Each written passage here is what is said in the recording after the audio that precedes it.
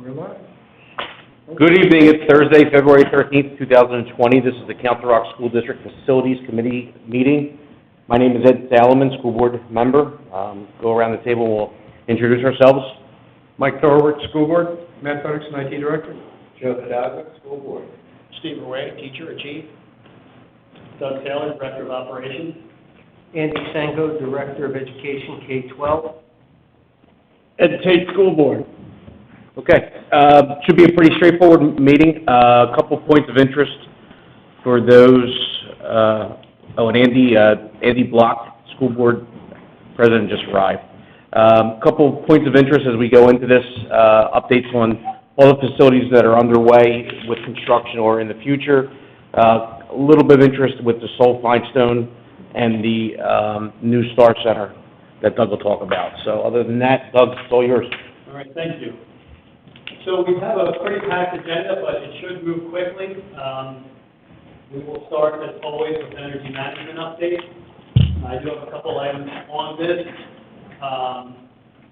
So the report for this month does have Newtown and Holland back in the report. We have to run a full year before we can get the baseline to get this back into the energy management plan. Newtown was removed, but added back in August. There's some billing issues, so we don't have that finally on here to continue to track. But as we work those out with PICO, that will be added back. And Rolling Hills has been temporarily removed, and we'll start tracking it again in August once we get that online. We continue to run at a very good 90 cents per square foot for gas and electric for the district. If you recall, we were over $2 a square foot many years ago. And I think when I came about 8 years ago, we were hovering around $1 or 90, $1-ish, and we got it down another 10 cents. It gets really difficult at this point, so we're going to continue to try to see what we can do. Relating to that, I talked about getting a proposal from Raven to look at the monthly billing management system and to identify anything that could be potential issues that are contributing towards excessive energy use. So I'm working through that. When I have that, I'll bring that to the board.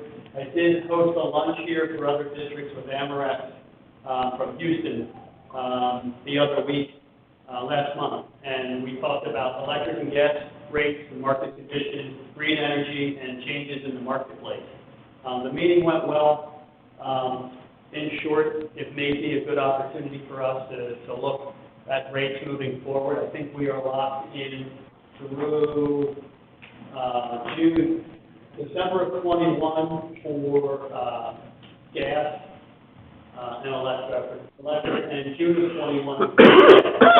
We're going to see if it would pay us to extend those blocks further. We have not gone up. We've stayed level or lower each time we've locked in the block, so we'll see if we can continue that success. Power factor correction is something we implemented about 7 years ago, and we were looking at that as an opportunity to save around $100,000 a year. If your power factor is below 9.5, there are penalties from PICO. It also impacts shorter motor life, impact to your lamps, to your fixtures, any motors, even devices that are plugged into the system, the surges and spikes, definitely shorten the life of those things. So we've included those at North, South, Hillcrest, Holland, Welch, Newtown, and Richboro, and those were all good candidates. The other schools were functioning at a good level. This is tough to see. The only building right now that is problematic is Chancellor Center. And that Imagine. Yeah, it's around 88, so we're actually going to look at putting a unit or two here, because we get a lot of surges in this building. Let their lights go out. It's definitely going to impact Matt's stuff. This will protect it. They will sacrifice themselves. If an insert comes in, it'll protect anything down the line. They also clean up the phasing too, right? It cleans up. The harmonics are cleaned up. The phases are equal length across the board. Yeah, you're absolutely right. And it's not like the typical unit that just has the capacitor that if they get hit, they fail and the systems are essentially done. North and South both had auto bars at the head end of those buildings. They're about a $250,000 unit, and they are full of capacity.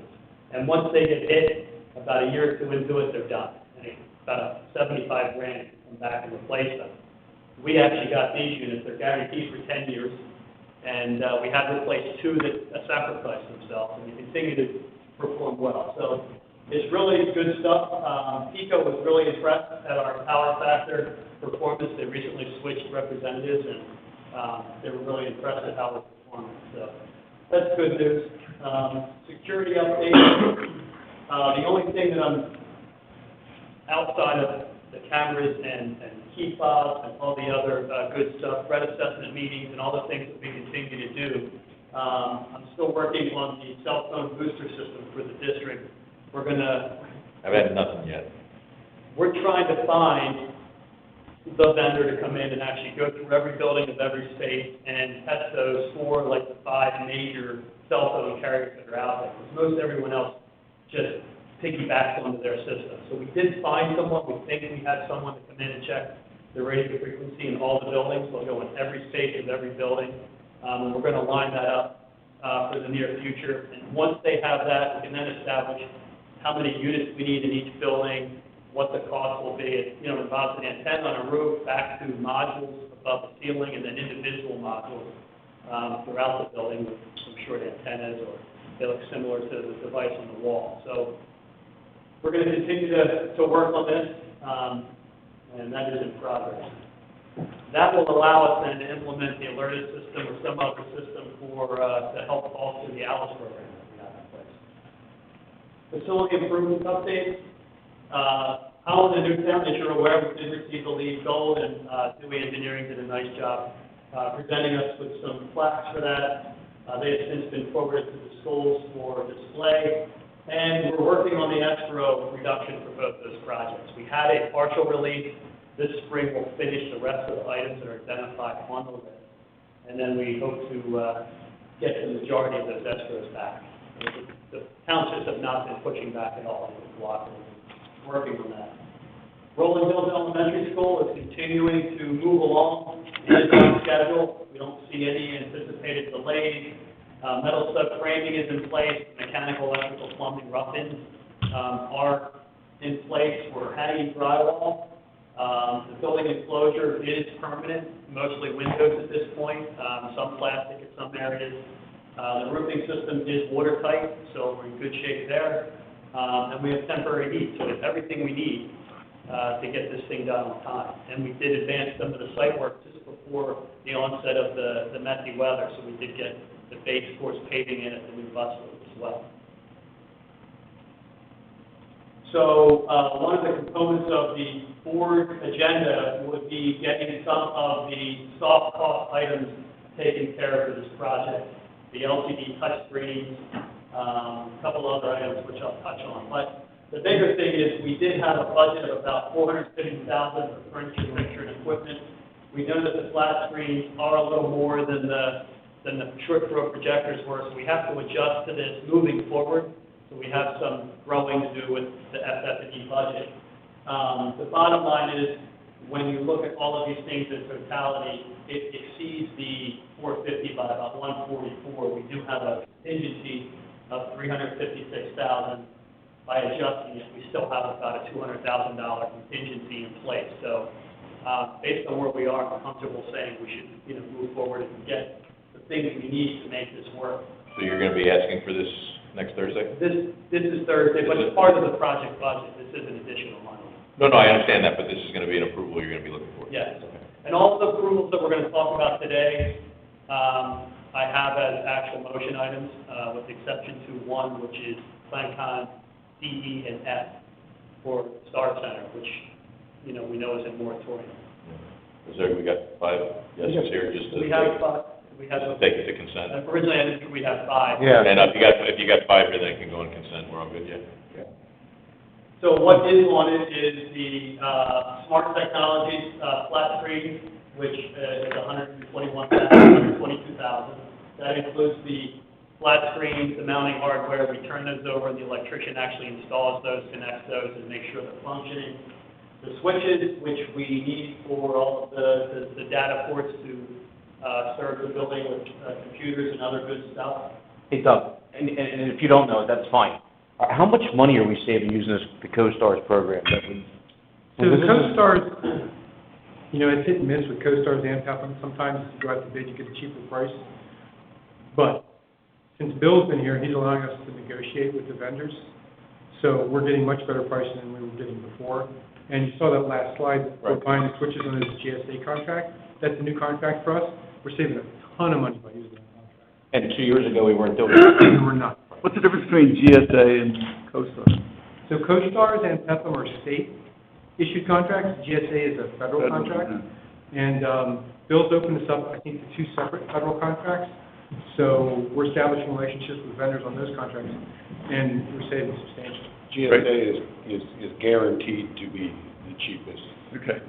Well, the pieces are guaranteed, but they're, Yes, we could discuss that. yeah, I understand, but I think my point was that we just signed off on the CoStars thing late last year, and we're seeing savings in areas that were still above where we projected a budget, The so. CoStars are nice for districts because it allows you to award something to someone without going through the formal bid process. And if you actually think if it's close, by the time you pay the design professionals and you go out to bid and you deal with the cost of those, sometimes it's better to just go CoStars and go. It's a big project.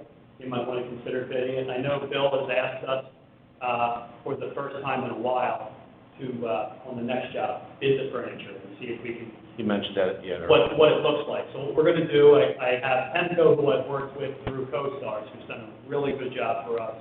Since I've been here, they were at Churchville, and I've worked with them on every project. Now, what I've done is I've taken their number, and I've always been honest with them. I take their number after they do all their work, and they spend a lot of time. They meet with the principal, they meet with us. I strike all their numbers, and I send it out to 2 other or 3 other CoStars vendors and say, give me your best number. And historically, Penco has beat the other guys regardless. So I kind of do a competitive, CoStar bid process. But what we're going to do this time is actually take it, and Donna upstairs will put together bid documents at the front end, put it out openly. I think the challenge we're going to have is people are going to have a hard time, it's almost like bidding light fixtures. You can only rep so many products, and you won't be able to get everything that we specify through one vendor. So someone's going to have to team with other people. It just becomes difficult. Because you specify brands. Brands. Yeah. Right. But I like the fact that we're being proactive in looking at where we can save money and we're still seeing increases. Yeah. So I think it was smart for us to sign off on that last year. Absolutely. Really So smart. we're going to test it. It's going to be the test, sorry. And we'll see. But Penco is an excellent, perfect site. All of the furniture, Sam's going to reuse what we can. There's some tables and things we can use. Most of it will stay behind. Hopefully, the STAR program coming into that building will use some of it, but what they don't, we'll have to find a way to store away. And then when it becomes Hillcrest and it becomes Richboro, we can reuse that furniture again, so we won't move as much furniture around as we have in the past. So it'll serve a couple schools, and we'll get a little more life out of some of the tired furniture. So we're in good shape. As I said, the interior framing and mechanical electrical plumbing is supposed to be wrapped up by the 17th of February, and if you see some of the pictures, you'll note that it mostly is. July 1st is the completion. Actually, the 15th is when we get the building and start putting furniture and stuff in it, but we're shooting for the 1st. This is the 3-classroom wing that we added to the back of the gym. That was the only piece that was behind. We didn't have the steel, we didn't have the roof. It's now been enclosed. If you go out today, you'll actually see the partitions are in, and it feels like 3 classrooms. So this is a little bit behind. You can see the drywall going in to the building now. The plumbing rough-ins are in for the gang toilet rooms. This is the existing gym, and this is where the boys and girls rooms are next to each other. This is what was the floor underneath the stage. That's been removed. We're starting to get ready to pour the concrete in there. This is looking down a hallway. We now have formal hallways with classrooms on each side, a double-stacked hallway. like most other schools, instead of a big open pod concept. This is one of the classrooms you can see coming to shape. This is where the unit ventilator will go. The ductwork is in that connects to it. The plumbing, hydronic piping is in that feeds it. You can see we have the piping, sprinkler piping, all the good stuff that needs to be there is there. Sometimes it's deceiving. You see finishes and you say, oh wow, we're in good shape. But if those other things aren't there, it's really not. But we're moving along well. This is one of the areas where we created an area for borrowed light from above, so we call it a clear story, a light monitor, and we allow the light in through the side windows. And this is another shot of the corridor. You can see, there's not a lot of light in this building right now. These are just construction lights strung across the hallway. You can see how bright it is near the middle of the building, just by getting these light monitors in, and we have a series of those down each hallway. And then we'll have some higher windows that let some of that light spill into the spaces deep into the middle of the building, so it doesn't feel so dark even near the middle. So it's coming along. I'm going to get Ed out there, and then we're going to schedule a Saturday visit to take you guys out, and we'll pick a date and send it out. Can I ask you a quick question? So you mentioned saving furniture at Richboro Middle School to be used, so we got at least 3 more schools we got to put through there as a swing school, right? We have Hillcrest, and we have You go, we get Star Center, and then you get Star Center, and then Hillcrest, and then Richboro, and maybe Newtown. maybe if Newtown. that happens. So, I'm not keen to put a dime into that school, obviously.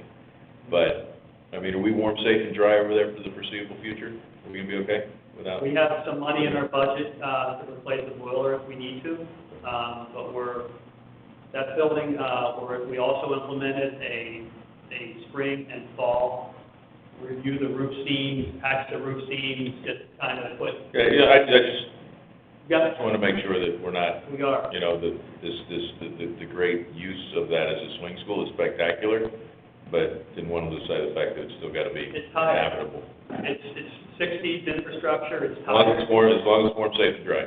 It's warm, safe, and dry for sure, and that equipment is well maintained, and Earl, our maintenance man over there, Great. has been with that building a long time, and he keeps it a well-oiled machine. He really does a nice job. It's one of the most efficient buildings we have still. And that is attributable to Earl, because he knows how to make it work manually without digital controls and all those things. He knows when to shut something over here, open something over here, he's just got it working. So yeah, it's a very fair question. Soul Limestone is coming along. We had a long day yesterday of meetings on Soul Limestone. We're continuing with the land development process, preparing and submitting PennDOT for the Eagle Road improvements. We are 100% with the design phase documents. We're now in the construction documentation. The drawings will be used for bidding and construction. We had a zoning hearing board meeting on the 21st, and that went well. We revised the site signage to be more neighborhood friendly, not stark contemporary stuff. It was like the Newtown looking stuff, so we did make it warm and happy. The LED message light that was proposed out front is history. We will not be putting any blinking lights or any displays. And actually, for that site, it does make sense. There's not a whole lot of traffic passing by, but they're going to learn a lot about what's happening in the community at that piece of the, of the district. So I think the sign will have it. Rolling Hills makes a lot of sense. There's a lot of traffic past it, but here, not so much. So we were certainly willing to oblige. And if I can comment, I got a really nice phone call on Tuesday. The chairman of the Board of Supervisors went out of his way to call me and talk to me about how smoothly the process went, and how good you and your team worked in dealing with not only the individual resident concerns, but just the whole process. They were really impressed. Thank you. That's nice to hear. Yep. Yeah, he's a good guy, but I was shocked he went out of his way to make sure that we knew that. That's nice. So, yeah, please take time. You don't often hear Yeah. the good stuff. Thank you. So the phasing plans have been developed for this, and those phasing plans are 16 plans to make this work the way we want it to, and to really tell the story of how this is gonna look. I'm not gonna show those tonight. They'll be for another day. But, we are prepared. Andy and I are gonna meet with, John Harlan, in advance of the first meeting we're having with the staff on the 19th. We're then gonna go back, on the 6th of March and meet with the PTO. And then we're gonna have a, evening meeting on March the 10th with parents. So. You say you're not doing 6:30 a.m. enough for Makefield? Change that to PM, Doug. They should all be PM. This one should be PM. Yeah. But 6:30, we don't expect a big turnout. No, it should be 6:30 PM. And John Harlan will be sending that message out to the parents, so they won't go by my time. But, yes, I'm sorry, it should be PM. And, we're prepared. The only thing I can say is that, you know, we've been spoiled by using, Richboro Middle School for these other projects, but before that, you know, we had a handful of buildings in this district that we did pave, Andy's being one, which was probably the most seamless in my history of paving buildings, honestly. But I do have a little bit of a resume doing projects like that, somewhere around 12, which is a lot considering they're phased over several years and had a lot of fun ones that weren't. But the phasing does take knowledge, and Dewey has over 100 of those kind of projects. So together, we are well prepared to dive into that project, and I'm prepared to answer the community's questions. So, I'm sure John would appreciate here, especially having gone through his building principal. yeah, so I want Andy to kind of Especially dealing with converse with us. And Yeah, he was great. I mean, he had a plan that was perfect. So the budget is a concern that I did share with you guys in advance of tonight's meeting. I won't spend a lot of time on it because we won't know what the real budget is until we see bids and see where the bids come in. If we're fortunate, we'll get some guys that are hungry to have a job that they can lock up for 3.5 years, knowing that they can work under a roof in dry conditions after the very first year. So the first year, they have to build 13 classrooms, get it under roof.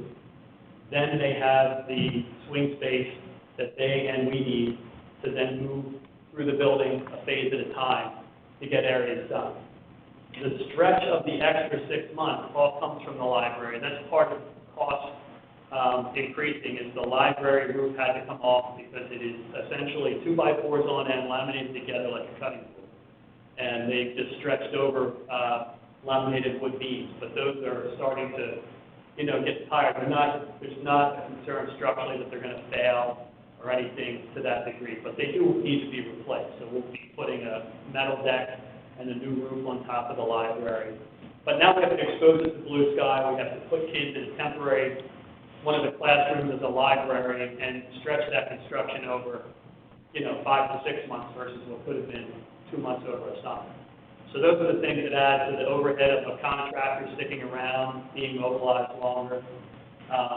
The PennDOT scope concerns us a bit. We know that we have added costs. We still haven't gotten through the final process with them. You have to go through a paper submission, and then you get their blessing, and then you go back now with an actual document that shows all the roads. We'll sit with them and show it and talk about it.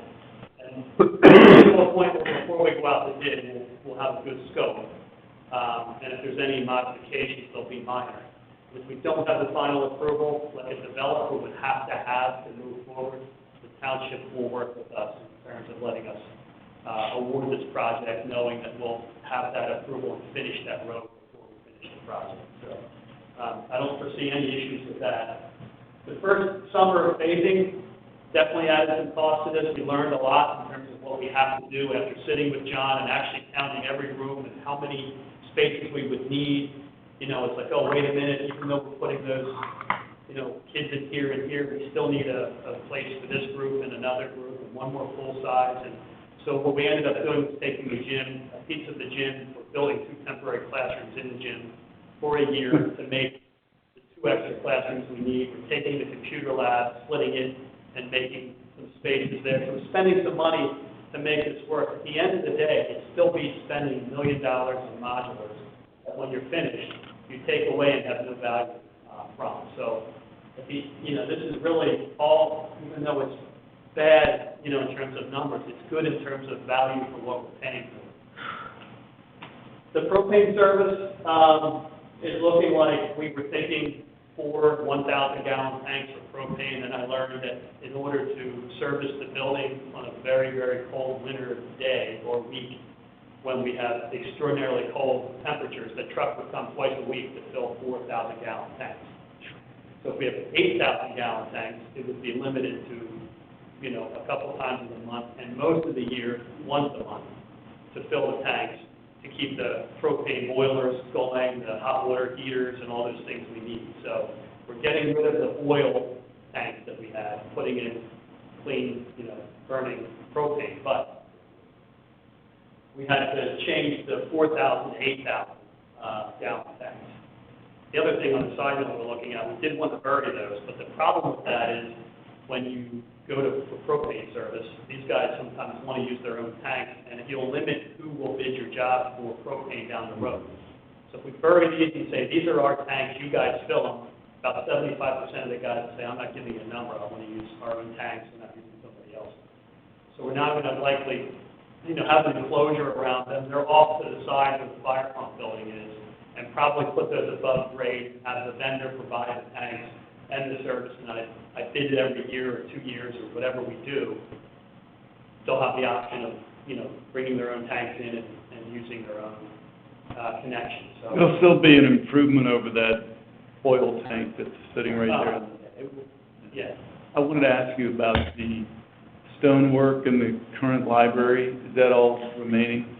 Yeah, so that's the reason we're going to take the roof off and put the roof on. I Yeah. really want to respect the Salt Limestone Library piece of that Yeah, great. building. I mean, I think that deserves that respect. And we'll replace the windows, but the masonry will stay. So Great. it'll still feel like it felt. And that stone is a cool element. We picked that stone up again when we did the admin edition. And we'll Yeah. pick a little bit of stone up when we do our new student entry edition with bus drop in. So we're going to pick that. Oh, nice. Yeah. Site utilities, all I can say is it is just a spaghetti network of stuff, and we're building new, you know, stuff around what's there. We're going to painstakingly, surgically kind of get some stuff in, so that we are not disturbing the building. We did do a salt dig, to make sure we know exactly our due diligence work up front, so we know where they are, we know how deep they are. We've never seen a salt dig. It's pretty cool. It's basically just water and air, and just pound away and blow the stuff right out and get to your utility without using a claw and ripping something up. So it's a safe way to find out where stuff lives without tearing anything apart. The emergency drive is a driveway that is there now, that's closest, it's what we consider kind of the most dangerous entrance. We don't like it. We're getting rid of it, but the township and the fire marshal wanted us to keep that access to the site of an emergency. We are adding bus access.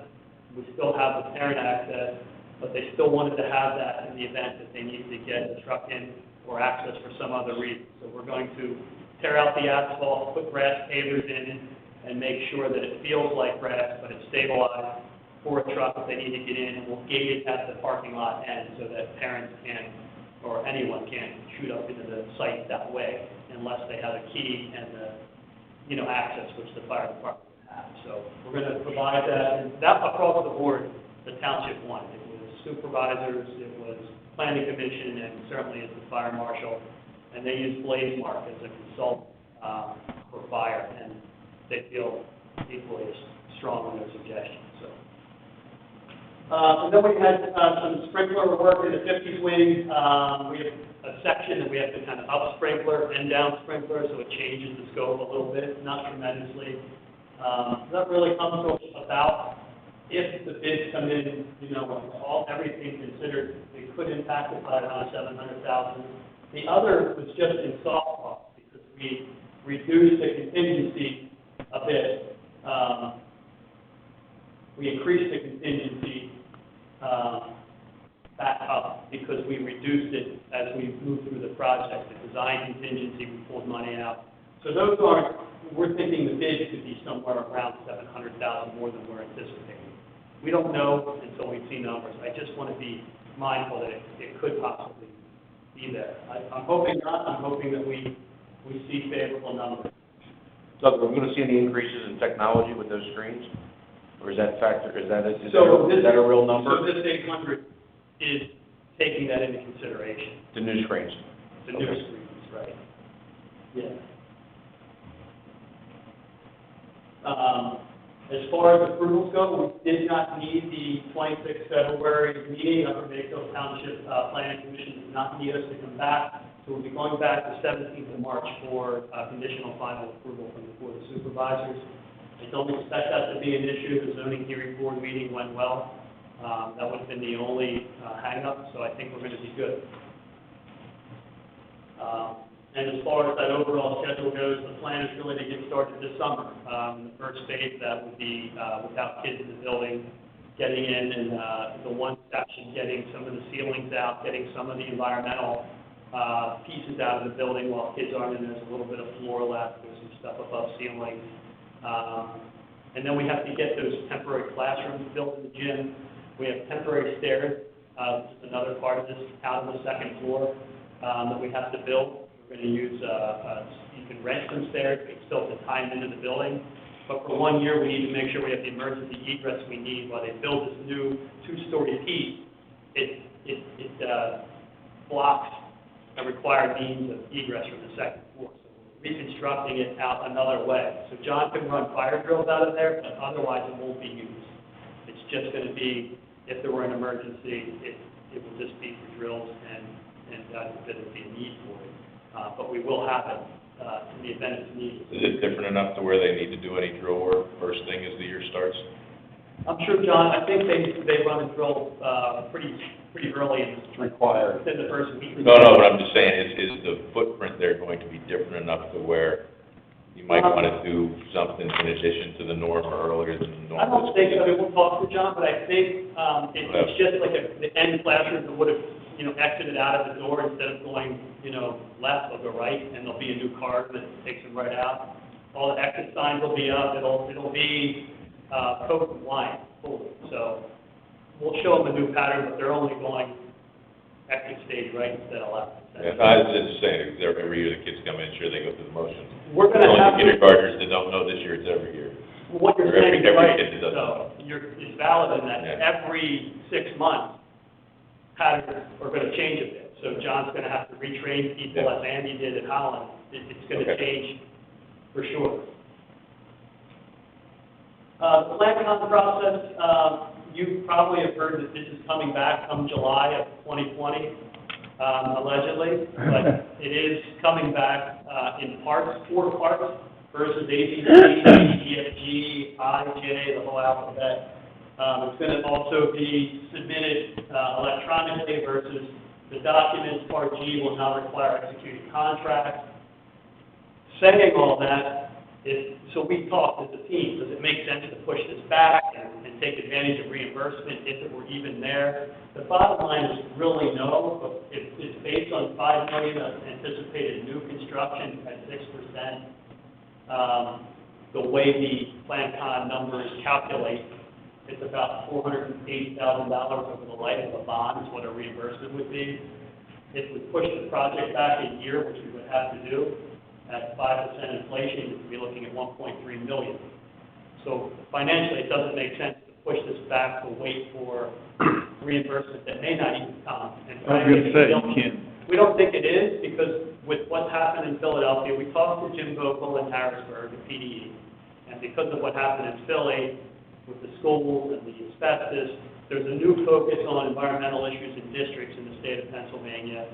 Which means Philly. They're putting $1 billion into the budget for environmental remediation projects.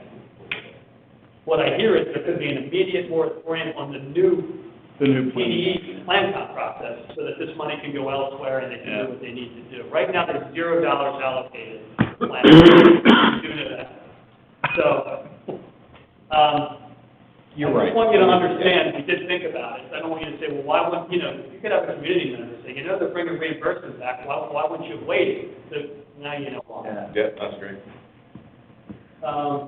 What was that, sorry, on the prior slide, you probably know this off the top of your head, the completion date was 2023, right? Yes. What was the month? Well, probably around October, November, because that's the library. Okay. The library is pushed back. But classrooms are going to be... Everything else will be ready that summer of '23. Got it, okay. Only the library will lag behind. That makes sense. Yes.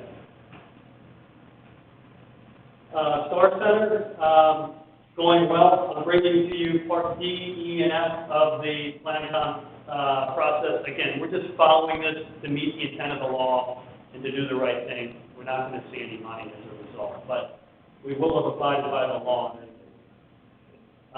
Construction documents will be going out to bid with Star Center next week. We did have a meeting with the township yesterday. We talked about this project. We talked about some of the outstanding items, the land development items. And I will say that, and I just want to stay neutral on this at this point. We know that part of this approval was the intersection of Upper Holland and Township Drive, Township Road, and potential of a signal. We did submit our traffic study, which does not warrant a signal at that intersection based on the information we provided. The township has asked for another piece of study, a speed study along the road. We basically said we agreed. They have McMahon on board. McMahon ends up reviewing the study. Have McMahon do the speed study.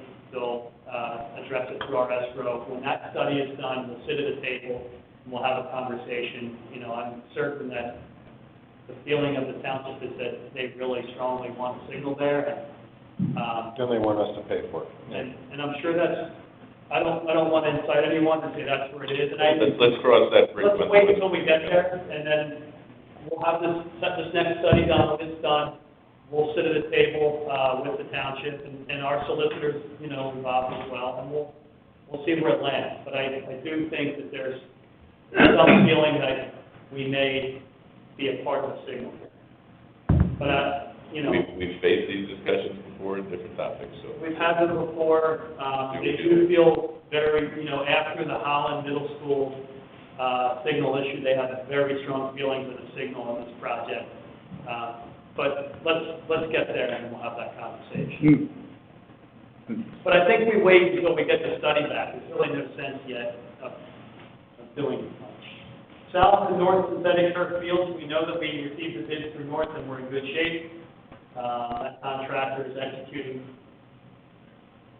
That's never good. I call it the blue circle of death. Uh-oh. And that's what happens. Yeah. And there's the death. Your PowerPoint is too big. So while you're fixing that, I forwarded it to you today, but I did get the hours request from Brusa, and it's substantial. It's almost 1,000 hours. They're using about 800 now. And the interesting piece of it is based on what they need it for, it's going to open up more time in north than I originally thought that it would, to the extent that we'll get the whole fall, 5 days. So, we're looking at significantly more hours and significantly more availability to different groups. So it's going to be a good thing. So we'll just need to, I forward it over to Ted and Doug. Doug's team has done a really nice job scoping out what the value of the in-kind work they do on the fields is. So we'll just need to probably schedule another meeting to sit down and see what we think. The numbers are close. Those projects are close. Yeah, exactly. Yeah. That's a really good thing. We just need to sit together, maybe the three of us, and come up with a recommendation. Yep. To bring back to the board to create a starting point for discussions with those guys. Okay, sounds good. So, where I left off, and thank you for filling in that slot. We are good at north, and we are getting ready to get products ordered and things for that project. We know the bids came in, and we're in good shape. South. I promised that date, by the way. Which date? Pre-Labor Day. It's gotta be playable for Labor Day. Pressure all the time. Yeah. Never like letting you rest. So, we're going out to bid again, next week with the turf field as well. So South Turf is going out to bid, and so is, Star Center at the same time, right around the same time. We did meet with the township on this project as well. Yesterday, we talked about it, and separating and showing, in the land development documents, a phase two, piece that shows what we're doing now, what we're doing later. We're trying to say it, but we don't have a plan that breaks it out, because we're gonna have to escrow the project, and they want us to escrow, we wanna escrow only what we're doing now, not some perpetual escrow that we don't know that phase two will ever happen. If it does, then the rest of the escrow can be put up and we'll move forward. We're putting in a handful of ADA parking spots because the existing spaces don't comply with current code, and because this field is now, it doesn't matter that we have spaces on the property because they don't comply with buildings so new. And we will probably have to put about 5 more in when we do the bleacher piece down the road. And if there's any thought of possibly connecting a lot out to Holland Road through the PennDOT approved intersection, we would have to go back to that piece of site improvement as well. But that's something, we'll tackle down the road if we get there. We need to get the first piece in. So we're doing well with this. This is still an April start and an October completion for this field. And as far as all these meetings go, we had a lot of prep dinners and meetings and fun, and we are down to one more at Salt Limestone, and then we're going to start back at Northampton Township with Hillcrest. We had a meeting yesterday and talked about Hillcrest, and we're putting together the submission schedule for that, and Richboro L, both go in at the same time, and we'll parallel those approvals, even though one's going to start a year from the other. So that parlays into that. We've had a good collaborative programming meeting with both principals to discuss how the programs work in each school. Schrader Group prepared some schematic plans after the initial meeting, and we reviewed those again with a couple little bump outs to facilitate some programming needs, but nothing considerable. We're just talking a couple hundred square feet bump out in 2 areas to make the programs work. Development of the budget is next, and really that's in the next 2 weeks. We met yesterday, we had a good meeting 2 days ago, whenever that was. And we're going to take the schematic plans that Schrader Group put together. Dewey will start to take a look at square footage and just assign unit pricing to it initially, to make sure we're on track so that we can say to the principals of each school, yes, like we can do what you want to do, or no, we may have to reel it in a bit, make some changes. I'll bring plans to you down the road, but we are looking at, on Richboro L, trying to construct a little loop at the end of the drive on the right side of the building to perhaps create a separate bus entrance and parent entrance separate. You pull in on the left drive in and back out the left drive to create clean separation there, which they don't have.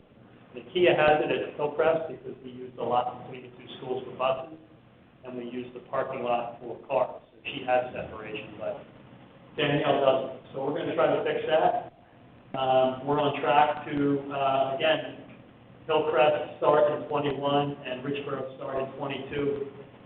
And, Yes. As far as Hillcrest is concerned, I think I asked about it before, some of the new classrooms or the new school design, they don't have that, maybe a wall that faces the outside and learning space, that they would we look to make sure that they could have windows in those, so some of those rooms, I think, did. we are, yep. Right. For sure. So we had some rooms that were pretty sizable closet rooms back when they were built, and certainly facilitate a small group just fine. And we temporarily put air conditioning in those and made them as friendly as we could. But as part of this project, we will punch openings in those walls and get daylight in those rooms. That's planned, for sure. Okay, good. Doug's never seen a wall where he couldn't put a window in it. I thought I originally thought that you would design it wasn't like that, or? No. And we'll never have a classroom without a window, right? Hope not. We try not to. Some do, but, then we try to use those for computers or some other Yeah, no, classes that aren't in there all day, you know, we're Oh, pushing yeah. out a lot. Then the teachers get just depressed with the kids. Okay.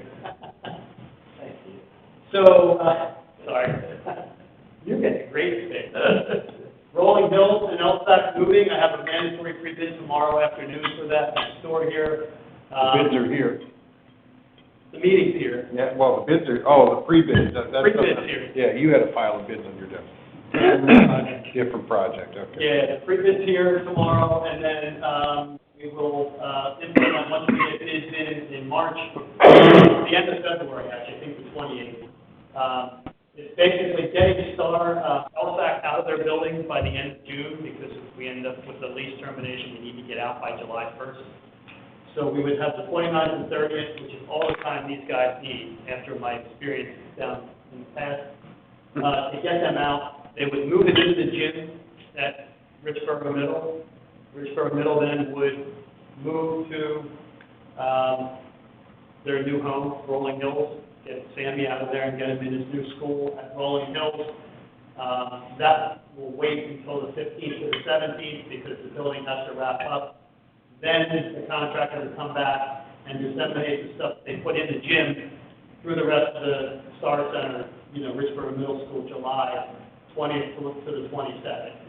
And July 22nd, 23rd, the rest of the furniture will be delivered to Rolling Hills' new building. So by the end of July, we'll have everything there, and teachers can begin to get the classes ready. Capital improvements, we talked about these. We know one project that did receive bids. The rest are being bid now. They're out to bid. We actually had mandatory pre-bids for a handful of the projects that are out. We had good attendance, 9 bidders, 7, 4, and even for the small gym bleacher project at Goodnow, we had 3 and 5 for some lighting work at Churchville. So we had good turnout for those. We shook the trees and got some guys to come out. They'll be reviewed at the March 5th Facilities meeting, and we'll talk about those then. Miscellaneous agenda items. This is the tree project, I think, and thank you to Ed from Situ, I think, that came out. We met with some neighbors at Holland Elementary School that had concern for this project and the impact to the properties across the street and nearby. It's really maintaining, the purpose of this project is to go through the district and any branches or trees that are hanging over sidewalks or streets or neighbors' homes, to get those trimmed or removed. There are a handful of trees that might be dirty or problematic or diseased. At some of the other buildings, some are going to take out and put new red maples in. Others are just coming out because we need to put new trees in their place. The new trees will be a 2.5-inch caliber tree, so they're going to be a decent tree to get started with. And I'm not going to go through these in great detail, but you can see by the red dot where some of these trees live. You know, some are right next to a neighbor's house and pool. It just depends where they live. Soul Feinstein has a couple. It's either do it now or later. We're part of the project, so. North has a series of pine trees and some other trees. Some of these are also trees that have been pointed out by the security team being a concern for people that kind of duck behind and be around. So we identified those. But if you see a red dot and a yellow dot, that's where a tree is being removed and a new tree put back. So we're not decimating the trees by the tennis courts. We're going to put new trees back, new trees here, and over by the entry. So we are going to replace those. We have a bunch of kind of dead trees along the edge, nothing big there. South, we have a lot of stuff that needs to be cleaned up. And we also have a basin that was intended to be a wet basin that didn't have trees growing out of the basin and around the perimeter. We're going to restore that back to what it's supposed to be. We also have a dry basin there that the concrete channels that filled with dirt and it almost disappeared. We're going to clean that kind of stuff up as well. But you can see it's just a series of trees. Goodnow, we're taking some away from a prominent elevation and putting new ones back. There's only one tree, climbing forward. This is just an example. It's like this is a tree that's diseased. This tree is clearly finished. You can see some of these trees. This is north, ones that were identified. some problematic trees. These are Newtown elm. But they're trees that make good sense. We're not taking down healthy, happy trees and upsetting, anyone that would really value the trees. You can see at Holland Elm, this is one of our trees that is dying, that is close to the neighbor's house. We're going to get that one out. We're going to clean this up. We did have an actual fountain in that pond when it was first built. We may try to restore that and get that to feel nice again. And the trees in Holland, I just wanted to pay a little more attention to because we did have a neighbor that was concerned. We had about 10 trees that were coming out. We reduced it to 5. Those 5 that are staying are going to be trimmed instead of removed. So we did hear their concerns and respect that. So we will. How did they hear about it, or how'd that come in, or did we ask them? Well, they heard about it because We marked them. our grounds guys marked the trees as they went out to identify them in spray paint to show which trees were part of the project. So when people bidding the job, they could come see throughout the district what they were doing. There was also an incident this year where a mom almost got hit with a branch walking to school with a child, so I'm sure the combination of all that. We had a branch take one of our sight lights out, and one branch almost hit some people. Glad we were able to talk with residents and. So the entire, we had a good bit of response. We had about 6 or 7 bidders. The bid will be awarded to 4 different contractors throughout, that would kind of go out and team up around the district to get it done. 25 new trees as a part of this project, so it's not all removal. They own the tree removal, grinding of the stumps, and removal of all of the debris from the site. And we have this in our maintenance budget. The total for the district is $138,000, but there are a significant number of trees and work associated with it. So, as I said, it's 4 different contractors, and that's on the agenda for next Thursday as well. Any objections? I don't see any objections. When was the last time you did? We have guys that clean up trees occasionally, Right. if something falls or something, but This is not. a long time coming. It's been a long time, so this is kind of one of those, let's Get it over with. make sure we don't, an insurance claim will take care of that in a second. So, Oh, but most people with trees on their property do it every other year. Yeah. Not every year. So we have about 700 acres, right? And we have about 6 guys taking care of the grounds, so it's a lot of area. Maybe 400 acres of that is maintained, but it's a lot for a handful of guys. Well, and I like having a vendor do that work as opposed to our own people for safety considerations. Some of it's a little bit bigger than Yeah. some of our guys, Yeah, the you risk want- of our liability of damaging the neighbor's house or somebody getting hurt is Yeah.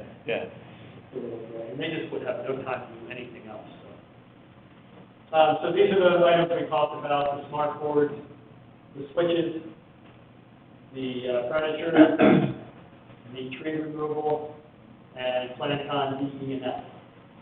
And other than that, upcoming meetings, we'll review the facilities meetings at the March meeting, the facility bids at the March meeting. And then at the board meeting, we'll get approval, or seek approval of those. At the April meeting, the turf and the Star Center, for facilities will be in front of you. And then at the April board meeting, we'll be looking for approval for both of those projects. And then the other that's a little bit further down the road, but just to get the word out early, is the Soul Limestone bid, because we really need to take advantage of the first summer to get into the space and get the work done. We want to team up the June 4th facilities with the approval of the Soul Limestone bid. So we're going to ask for a special meeting that night where we would start with the review of that subject and the award of that project, and then we'll finish with the rest of the agenda that night. And that'll. Are you available? There's a chance I might be out of town, but I'm gonna have to look. we'll figure it out. Yeah. Yeah, I'm hoping we can make that work, because. Well, I'll call in if I have to, but if I am out of town and he's out of town, we know the process for, Yeah. there's no way to run the meetings, it's easy enough. June the 4th, I'll check. And that is it. Any questions, anything I There's no missed? public comment, so, Because there's no public here. because there's no public here. Any questions on the board? Good job. Thank you. You run a good meeting. I try. We're good. Adjourn? Thank you. Good night. 7:57.